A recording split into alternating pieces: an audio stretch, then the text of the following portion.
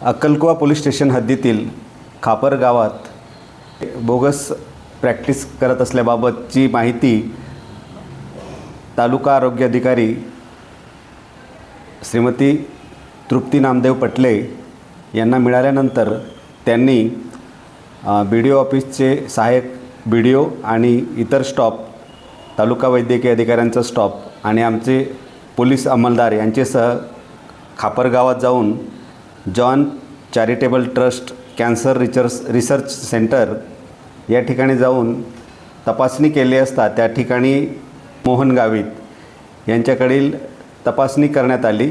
त्यांच्याकडे जे साहित्य मिळून आले त्यावरून ते ॲलोपॅथीची प्रॅक्टिस करत असल्याबाबत दिसून आले।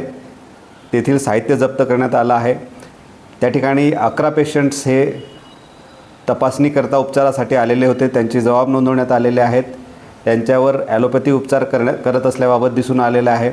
तसेच सदर बोगस डॉक्टर मोहन गावित यांना विचारणा केली असता त्यांच्याकडे महाराष्ट्र राज्यात वैद्यकीय प्रॅक्टिस करण्याबाबतचं कुठलंही प्रमाणपत्र मिळून आलेले नाही किंवा त्यांनी सादर केलेलं नसल्यामुळे आणि त्यांनी केवळ एक डिप्लोमाचं प्रमाणपत्र सादर केलेलं आहे, यावरून तालुका वैद्यकीय अधिकारी श्रीमती तृप्ती पटले यांनी अक्कलकुवा पोलीस स्टेशनला या बोगस प्रॅक्टिस करणारे संशयित मोहन गावित यांच्याविरुद्ध फिर्याद दाखल केलेली आहे।